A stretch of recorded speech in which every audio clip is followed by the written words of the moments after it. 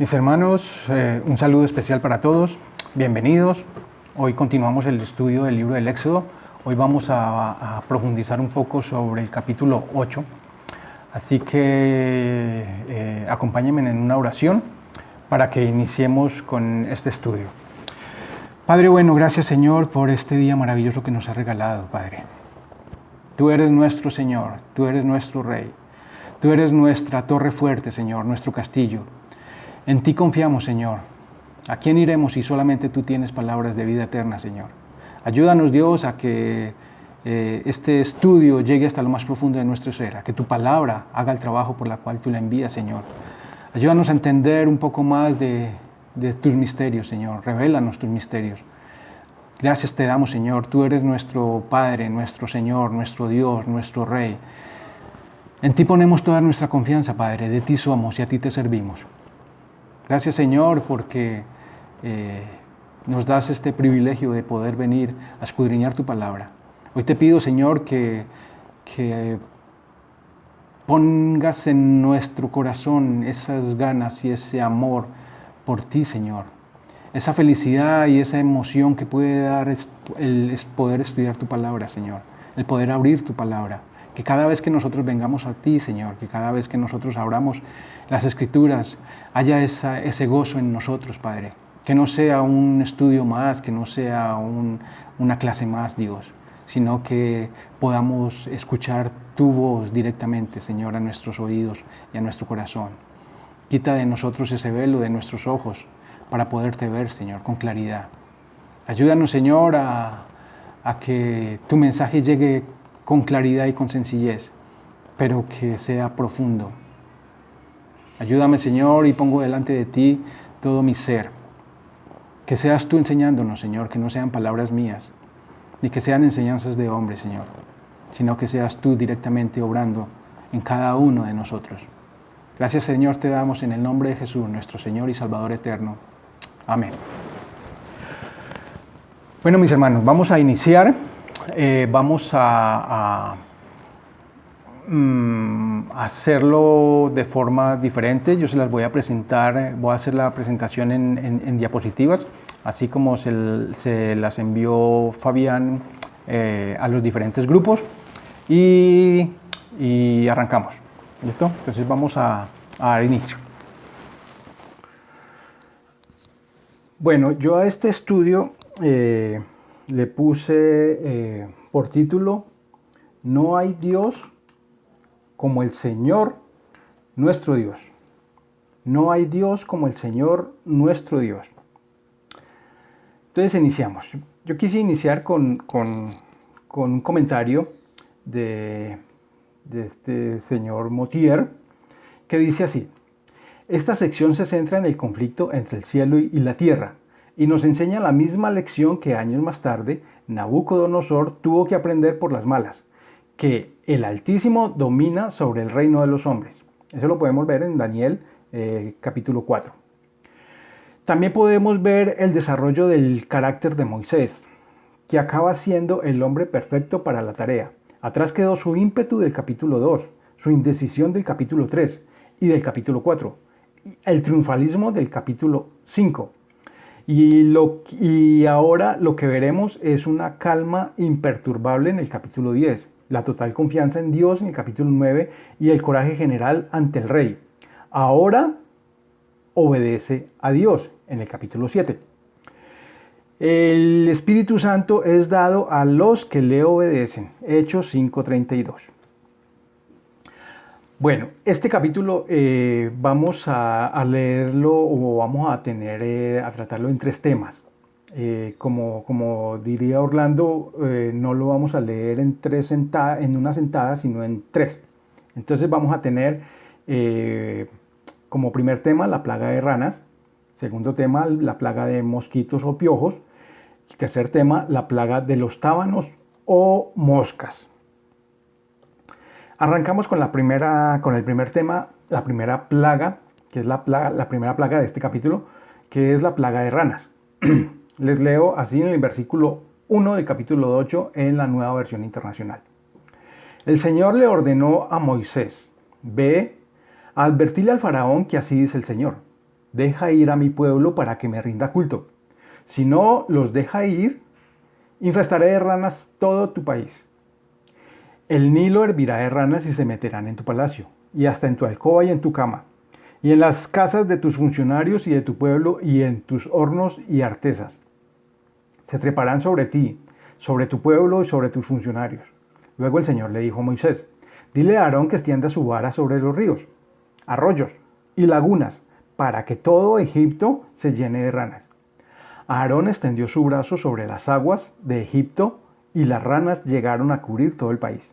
Pero mediante sus artes secretas, los magos hicieron lo mismo, de modo que hicieron venir ranas sobre Egipto. Entonces el faraón mandó llamar a Moisés y a Aarón y les dijo, ruéguenle al Señor que alejen las ranas de mí y de mi pueblo, y yo dejaré ir al pueblo para que le ofrezca sacrificios. Versículo 9. Moisés le respondió, dime cuándo quieres que ruegue al Señor por ti, por tus funcionarios y por tu pueblo. Las ranas se quedarán solo en el Nilo y tú y tus casas se librarán de ellas. Mañana mismo, contestó Faraón. Así se hará, respondió Moisés. Y sabrás que no hay Dios como el Señor nuestro Dios. Las ranas se apartarán de ti y de tus casas, de tus funcionarios y de tu pueblo, y se quedarán únicamente en el Nilo. Tan pronto como salieron Moisés y Aarón de hablar con el faraón, Moisés clamó al Señor en cuanto a las ranas que habían mandado sobre Faraón. El Señor atendió, los ruegos de Moisés, y las ranas comenzaron a morirse en las casas, en los patios y en los campos. La gente las recogía y las amontonaba, y el hedor de las ranas llenaba el país. Pero en cuanto el faraón experimentó alivio, endureció su corazón, y tal como el Señor lo había advertido, ya no quiso saber nada de Moisés ni de Aarón. Ok. Entonces vamos a dar un repaso. Yo quise retomar algo que Orlando había había explicado la semana pasada, pero como el autor del libro también hace énfasis y repite en cada plaga sobre que Faraón endureció su corazón, entonces quise aportar un poco sobre qué es lo que el Señor quiso decir cuando habló sobre el corazón duro de Faraón, sobre endurecer el corazón de Faraón. Se podría pensar que Dios endurecería el corazón de Faraón solo en el siguiente sentido. Si Faraón hubiera sido una persona compasiva y bondadosa, deseosa de volver a Dios y dispuesta en permitir que Moisés liberase a los israelitas, porque quería hacer algo a favor de ellos, entonces habría sido injusto que Dios endureciese el corazón de Faraón, del buen Faraón. Pero ese no fue el caso, ¿cierto? Entonces, la palabra endurecer es una expresión figurativa que significa que Dios sacaría o pondría de manifiesto lo que realmente había en el corazón de Faraón.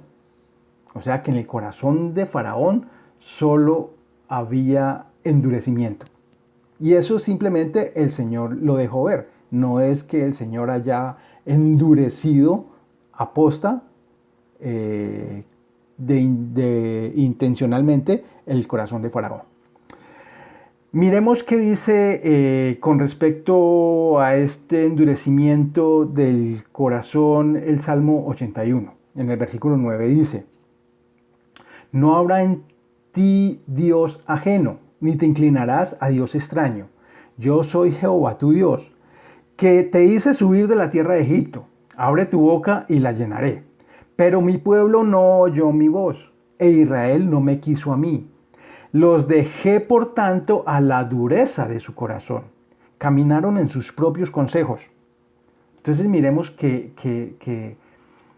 es el corazón de nosotros, el corazón del ser humano, el que es duro y no responde a la voz de Dios, no responde al mensaje de Dios. Y el Señor lo que dice es que nos deja al ser humano en esa dureza de nuestro corazón, en esa dureza del corazón de todo ser humano.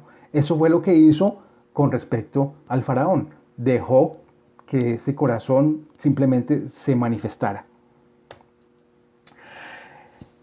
Recordemos que Egipto era un pueblo muy idólatra.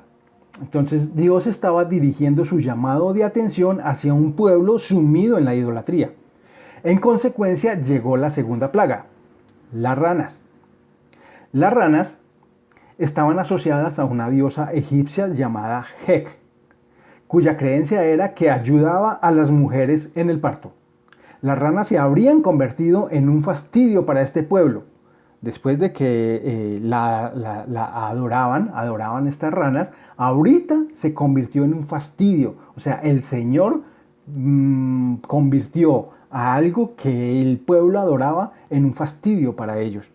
Qué interesante. Si el faraón hubiese escuchado el mensaje del Señor, ninguna plaga habría caído sobre ellos. Vemos y vamos a ver la inexplicable misericordia de Dios, pues primero envía su mensaje y da la oportunidad de arrepentimiento antes de hacer justicia. Hoy es lo mismo, el Señor envía su mensaje, nos está enviando su mensaje. ¿Para qué? Para que nosotros nos arrepintamos. Así como el Señor fue Dios sobre este otro Dios que este pueblo egipcio tenía, sobre estas ranas, él dijo, vea, yo soy Dios sobre esto que ustedes están adorando. Así hoy en día, hoy a nosotros, el Señor está diciendo, yo soy el Dios del dinero, el Dios de la riqueza, el Dios del poder, el Dios sobre el cual ustedes están colocando su confianza. Ese Dios que ya hoy, ¿dónde está? No lo tenemos. Por eso el Señor vuelve y nos dice, mírenme a mí, miren mi rostro, aquí estoy para ayudarles, para acompañarlos, para ser su Dios. ¿Cuál era el propósito de la plaga? De esta primera plaga de este capítulo 8. Ese propósito era el conocimiento de Dios como el Señor. Leemos en el versículo 9 y 10. Moisés le respondió, dime cuándo quieres que le ruegue al Señor por ti, por tus funcionarios y por tu pueblo. Las ranas se quedarán solo en el Nilo y tú y tus casas se librarán de ellas. Mañana mismo contestó el faraón. Así se hará, respondió Moisés. Y sabrás que no hay Dios como el Señor nuestro Dios. Con esta pregunta revelaba la soberanía de Dios sobre el tiempo, para que no le atribuyera la desaparición de las ranas a la casualidad, a la buena suerte o a los mismos hechiceros que lo único que hicieron fue empeorar la situación. Recordemos que los hechiceros también pudieron traer ranas sobre el pueblo, sobre la nación de Egipto. Dios le revela a Faraón quién es el Señor. Recordemos que en el capítulo 5, cuando Moisés se presentó delante de Faraón, Faraón le dijo, ¿y quién es el Señor? Ni lo conozco, ni voy a dejar ir a Israel. Entonces aquí el Señor empieza a mostrarse, empieza a revelarle a Faraón quién es el Señor. Así a nosotros hoy el Señor empieza a revelarse quién es el Señor para nosotros. Los hechiceros hicieron lo mismo, en el versículo 7 lo leímos, pero no pudieron quitar la plaga, o sea que solo la hicieron peor. Faraón es obligado a reconocer al Dios de Israel como el verdadero Dios, confesándose culpable y suplicando a Moisés que interceda por él, en el versículo 8. Pero se trata de un cambio muy pasajero en el faraón. En el versículo 15 leemos cuando Faraón vio que había alivio, o sea, cuando las ranas empezaron a desaparecer, entonces endureció su corazón. Mientras el corazón de todo ser humano, no solamente de Faraón, sino de todos nosotros, no sea renovado por la gracia de Dios, no habrá un cambio en el ser humano. No habrá un cambio en el ser humano. Las convicciones desaparecerán. Mientras el Señor no obre directamente en nosotros, mientras el Señor no circuncide nuestro corazón, esas convicciones van a ser pasajeras, van a ser temporales. La necia desobediencia trajo sufrimiento no solamente para Faraón, sino para toda la nación, o sea, para la nación entera. Miremos qué importante es que nosotros oigamos el mensaje de Dios. Todos los que tenemos, por así decirlo, algún cargo como sacerdote en el hogar, como cabeza de alguna empresa, como jefe, como gerente, si nosotros no atendemos el mensaje de Dios, no solamente vamos a tener nosotros las consecuencias, vamos a sufrir las consecuencias, vamos a sufrir nosotros, sino que a nuestro alrededor también van a tener consecuencias. Nuestro alrededor también va a sufrir, nuestros hijos van a sufrir, nuestras esposas van a sufrir, toda nuestra familia, nuestro núcleo familiar va a sufrir. Así que miremos que Dios es muy bueno, que siempre envía primero el mensaje, nos advierte primero. Vamos para la segunda parte, el segundo tema, que es la plaga de mosquitos o piojos. Dice en el versículo 16, el Señor le ordenó a Moisés que le dijera a Aarón, extiende tu vara y golpea el suelo para que en todo Egipto el polvo se convierta en mosquitos. Así lo hizo, y Aarón extendió su brazo, golpeó el suelo con la vara, y del polvo salieron mosquitos que picaban a hombres y animales. En todo Egipto el polvo se convirtió en mosquitos. Los magos, recurriendo a sus artes secretas, trataron también de producir mosquitos, pero no pudieron. Mientras tanto, los mosquitos picaban a hombres y animales. En todo esto andaba la mano de Dios, admitieron los magos ante Faraón, pero éste había endurecido su corazón, así que no les hizo caso, tal como el Señor lo había advertido. Entonces, el propósito de esta segunda plaga es el conocimiento del Señor como único Dios, como único Dios. Versículo 19. En todo esto anda la mano de Dios. En la Reina Valera, en la versión Reina Valera, dice el dedo de Dios. Estos magos admitieron ante Faraón, pero este había endurecido su corazón, así que no les hizo caso tal como el Señor lo había advertido. Los hechiceros fueron incapaces de repetir la plaga y se vieron forzados a reconocer que el dedo o la mano de Dios había obrado. El poder de Dios había obrado. El poder de Dios se hace manifiesto delante del pueblo judío y delante del pueblo egipcio. A pesar de esto, Faraón se ponía más obstinado. Lo leímos en el versículo 19. Ok, los magos o hechiceros reconocen la superioridad de Dios y dicen a Faraón que el Dios hebreo estaba detrás de todos estos acontecimientos.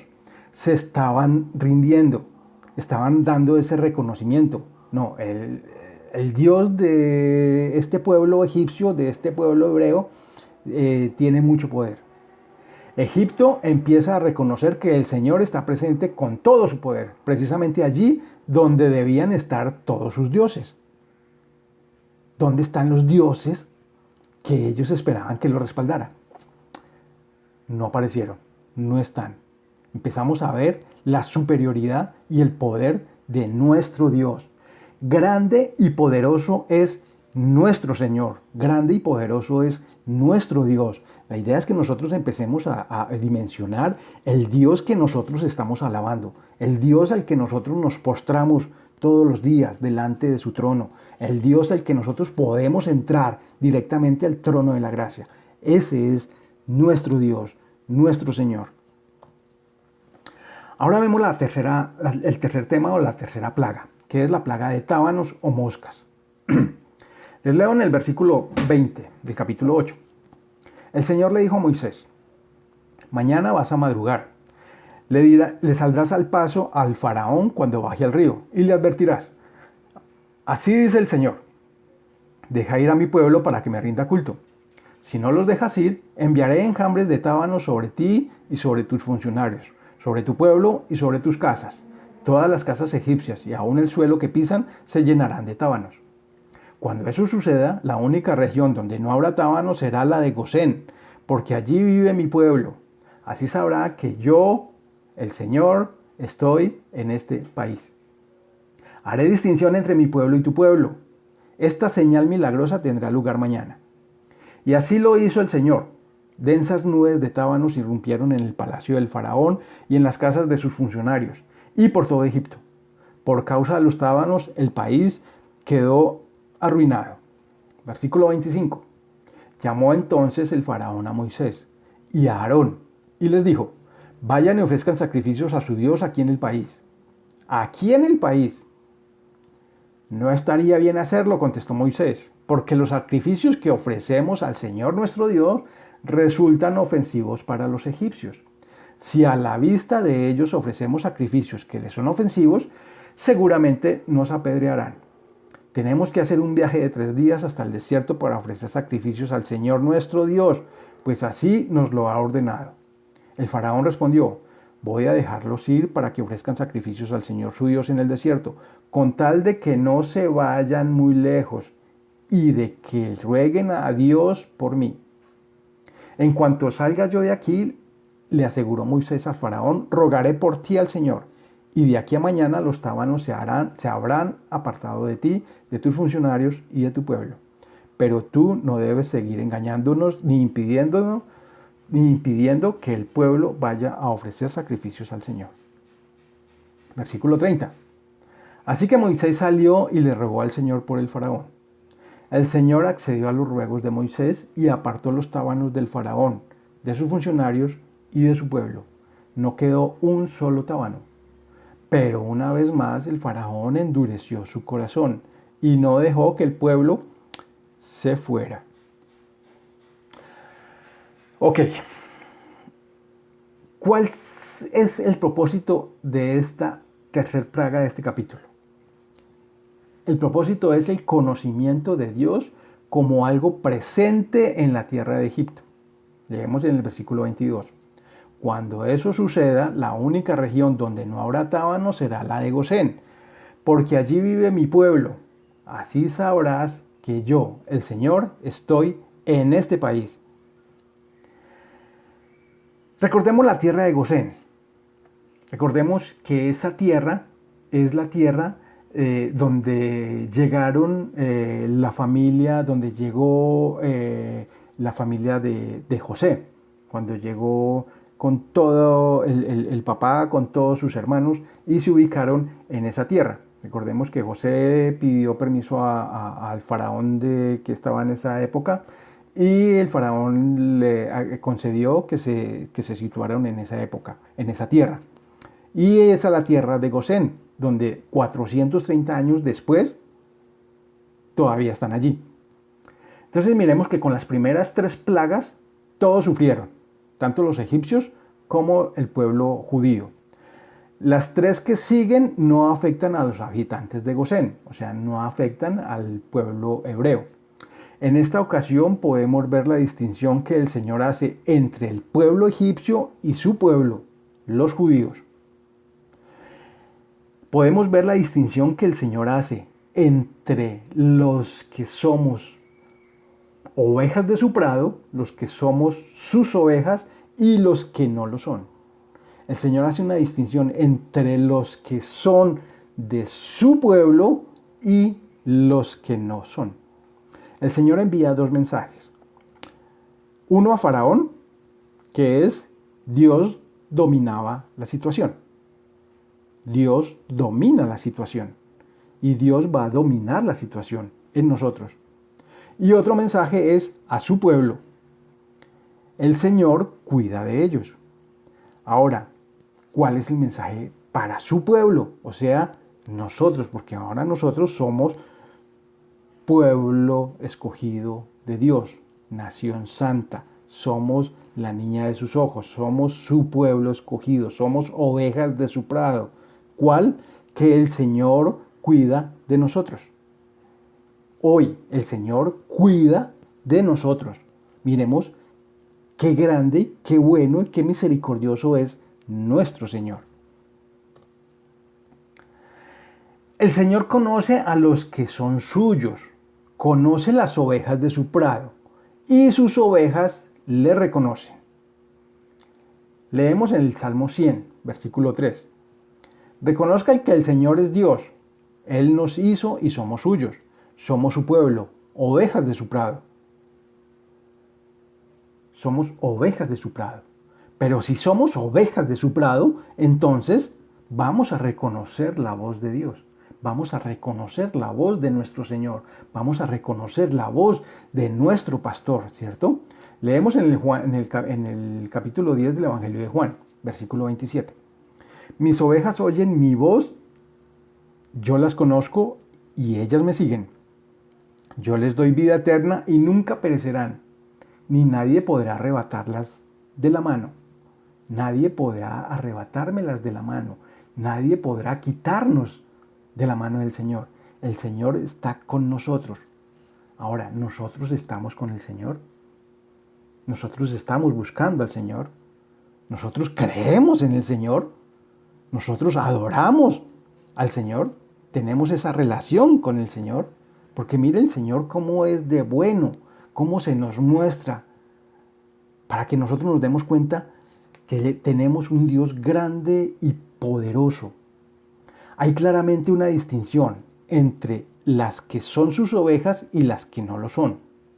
La luz no tiene ninguna relación con las tinieblas, ninguna.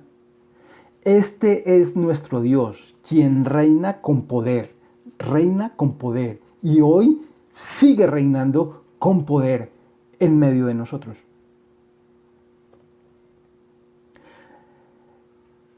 Leemos en el versículo 25, que es bien interesante, donde dice que llamó entonces el faraón a Moisés y a Aarón y les dijo, vayan y ofrezcan sacrificios a su Dios aquí en el país. O sea, aquí en el país, listo. Como quien dice faraón, listo, no, está bien. Vaya pues y hagan lo que ustedes tienen que hacer, pero aquí. Recordemos que la salida del pueblo judío de Egipto se asemeja a la salida de nosotros del mundo. Salimos del mundo para ser pueblo santo. Salimos del mundo para adorar a nuestro Dios. No podemos seguir en el mundo. Pero el mundo no va a dejar ir muy lejos a sus esclavos. Algunos en un ataque de convicción se apartan de sus pecados temporalmente, para que cuando pase el miedo o la necesidad puedan volver nuevamente a esos pecados. El mundo no quiere que nosotros nos apartemos de ese mundo. Y recuerden que las escrituras dicen, la Biblia dice, que el que es amigo del mundo es enemigo de Dios. ¿Cierto? Aquí el faraón no quería dejar ir a su pueblo, a este pueblo judío, al pueblo de Dios. ¿Por qué? Porque era una mano de obra abundante y muy económica. Y entonces, pues, ¿qué iba a pasar con ellos? Así el mundo no nos va a dejar salir tan fácil de ese medio. Hoy tenemos la palabra más confiable y las escrituras están como ejemplo para nosotros. Las escrituras las tenemos nosotros como ejemplo para que nosotros podamos ver, podemos dimensionar qué fue lo que este pueblo hizo, qué fue lo que los judíos hicieron para que nosotros aprendamos, tengamos ese ejemplo y no cometamos el mismo error. Ahora, nosotros no solamente tenemos ese testimonio del Antiguo Testamento, tenemos también el testimonio del Nuevo Testamento, o sea que tenemos dos. Esos dos como ejemplo para que nosotros conozcamos este Dios maravilloso que nosotros tenemos.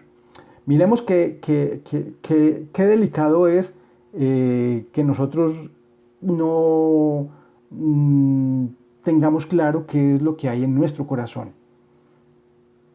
Que nosotros podemos endurecer nuestro corazón. Miremos qué dice Hebreos 3, del versículo 7 en adelante, les leo. Por eso, como dice el Espíritu Santo, si ustedes oyen hoy su voz, no endurezcan el corazón como sucedió en la rebelión, en aquel día de prueba en el desierto. Allí sus antepasados me tentaron y me pusieron a prueba, a pesar de haber visto mis obras 40 años. Por eso me enojé con aquella generación y dije, siempre se descarría su corazón. No han reconocido mis caminos. Así que en mi enojo hice este juramento. Jamás entrarán en mi reposo. Cuídense, hermanos, de que ninguno de ustedes tenga un corazón pecaminoso o incrédulo, que los haga apartarse del Dios vivo. Cuidémonos, hermano, de no tener un corazón pecaminoso e incrédulo. Recordemos que nosotros tenemos un corazón engañoso, más que todas las cosas. Solamente el Señor es quien lo conoce. Solamente el Señor nos conoce. Solamente. Pongamos mucho cuidado. ¿Qué hay en nuestro corazón? No podemos adorar a Dios si seguimos siendo esclavos del pecado. No podemos adorar a Dios si seguimos viviendo en Egipto. No podemos adorar a Dios si seguimos en el mundo, si seguimos amando el mundo, si seguimos siendo amigos del mundo. No podemos. Así que pongamos mucho cuidado de que nuestro corazón no sea pecaminoso ni incrédulo. Ahora el versículo 26. ¿Qué le contestó Moisés a Faraón? Dice, no estaría bien hacerlo así, contestó Moisés, porque los sacrificios que ofrecemos al Señor nuestro Dios resultan ofensivos para los egipcios. Si a la vista de ellos ofrecemos sacrificios que les son ofensivos, seguramente nos apedrearán. Entonces miremos que los israelitas sacrificaban animales, ¿cierto? ¿Cuáles animales? Becerros o bueyes, que para los egipcios eran considerados sagrados. Por tal razón, pues los iban a apedrear. Iban a sacrificar a sus dioses. Pues lógicamente los iban a apedrear. Entonces, de aquí podemos ver de dónde habría podido salir la idea de adorar el becerro de oro en el desierto, que lo vamos a estudiar en los capítulos más adelante. Ese becerro de oro que es muy conocido, ¿de dónde salió la idea? Pues de allá mismo, de allá de Egipto. Allá adoraban becerros, entonces listo. Hagámonos un becerro. Mis hermanos, la conclusión de este capítulo. Primero, no hay Dios como el Señor, nuestro Dios. O sea, tenemos un Dios único. Oye Israel, el Señor, tu Dios, el Señor, uno es. Oye Iglesia, el Señor, nuestro Dios, el Señor, uno es. El Señor es único, poderoso y maravilloso. Segunda conclusión, Dios tiene el poder. Confiemos en Dios. No tengamos miedo. Dios es todopoderoso. Todopoderoso. Y tercero, el Señor tiene el control. Él es nuestro Señor. Ese es nuestro Dios. Tiene el control de todo. A Él nada se le ha salido de las manos. Nada. Miremos qué Dios es el que nosotros adoramos. Qué Dios es el que nosotros tenemos. El Señor cuida de su pueblo. Ahora somos su pueblo. Somos ovejas de su prado. Entonces no tengamos miedo. Porque el Señor nos va a llevar a delicados pastos a descansar. Y nos va a llevar a pastorear junto a aguas de reposo. No tengamos ese miedo que siempre nos alberga porque el mundo nos asusta. No nos asustemos. Nosotros cantamos en la iglesia, cantamos en la congregación, cantamos el Salmo 18, 3 versículos del Salmo 18 que dice, tú Señor eres mi fuerza, yo te amo, tú eres mi protector, mi lugar de refugio, mi libertador, mi Dios, la roca que me protege, mi escudo, el poder que me salva, mi más alto escondite. Tú, Señor, eres digno de alabanza. Cuando te llamo, me salvas de mis enemigos. Hermanos, cuando cantemos ese salmo, cuando cantemos esa canción, cuando entonemos esa canción en la iglesia, recordemos que Dios es el que tenemos. Recordemos este capítulo del libro de Éxodo, este capítulo 8. Miremos que Dios siempre está con nosotros. Dios es poderoso, ese es nuestro Dios. No se nos olvide, cuando cuando entonemos esta canción, cuando entonemos este salmo, recordemos que Dios es maravillosamente grande, único, poderoso y tiene el control. Dios es bueno. No hay Dios como el Señor, nuestro Dios.